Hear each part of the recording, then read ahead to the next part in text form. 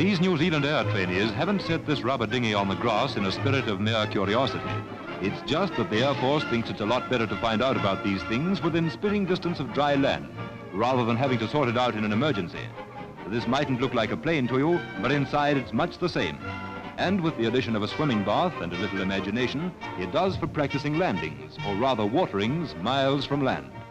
The main thing is speed, and that's where practice comes in. The dinghy is thrown into the water deflated, and when a release cord is pulled, a bottle of gas automatically blows it up. The plane may sink any minute, so hurry up, will you?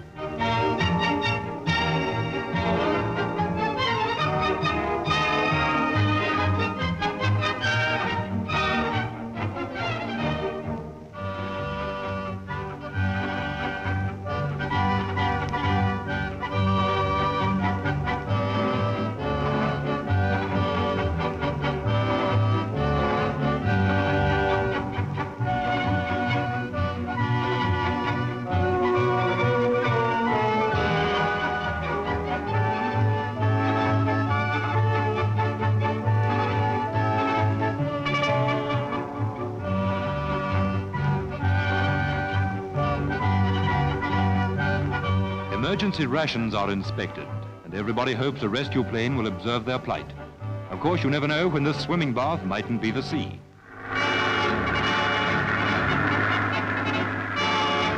There, what did we tell you? Miles out in the ocean all alone. Well, not quite miles out in the ocean, because this is still practice.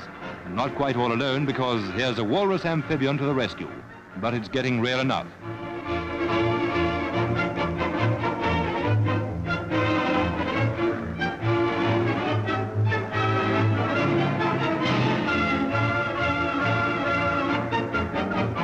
Now we only have to shift to a Pacific island, where the rescue service got a new name.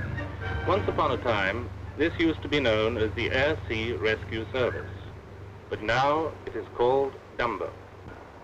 One of the very first planes to carry out a rescue mission had as a mascot Walt Disney's baby elephant, and the word Dumbo was used in the signal report. Ever since then, rescue missions have been Dumbo jobs.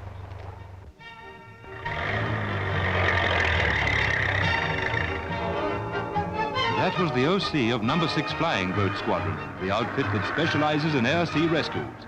Each Dumbo is a rescue, and this plane has quite a herd of Dumbos to its credit. New Zealanders keep this wartime free ambulance service ready to search for and find men forced down at sea. The base is well up in the war zone. The control tower was designed for us by the Japs. We took it over from dishonorable contractors some time ago.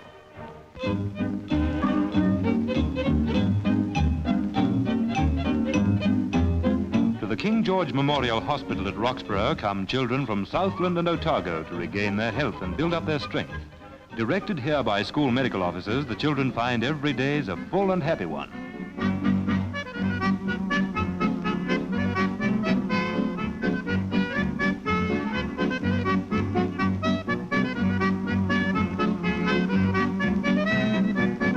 Part of the treatment is oil and milk at regular times, and they don't seem to mind taking either.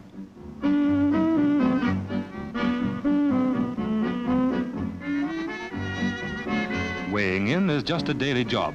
Children have been known to put on a stone in a few weeks in these ideal surroundings. Up here in central Otago, fruit and vegetables grow well, so they're available all the year round. Mealtime means that every child has plenty to eat, and those who come here poor eaters learn to clean up their plates and ask for more. After every meal, there's more exercise. Toothbrush drill.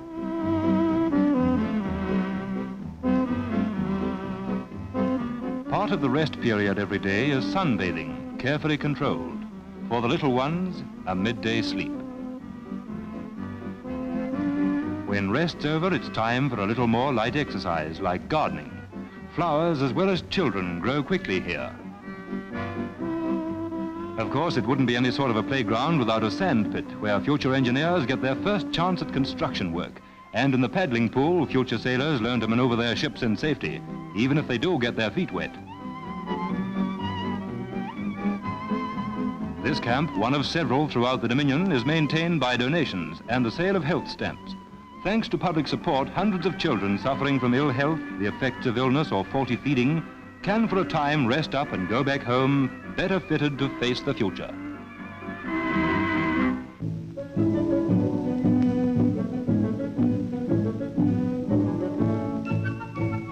Everybody's been wanting teacups, and here they come at last, marching along in answer to the law of supply and demand.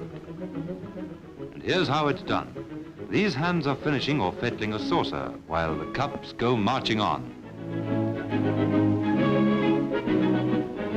Getting the clay ready entails a lot of work with hydraulic filter presses and so forth.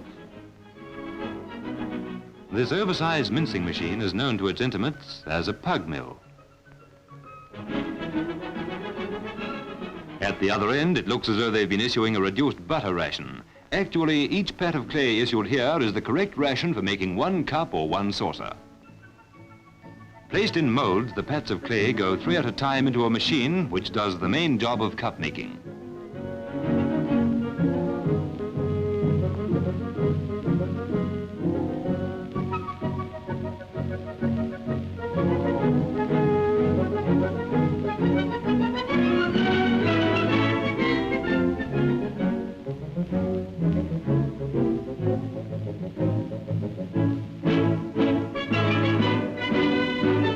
When dried enough to handle, the tea things pass along and get the once-over. Here's putting handles on, but if you've knocked yours off, it's no good sending them in for a retread.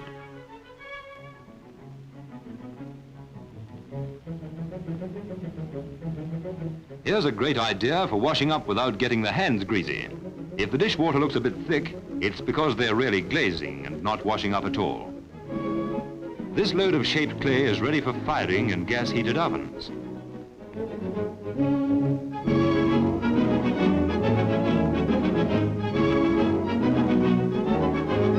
The crockery marches on, and it's a big business.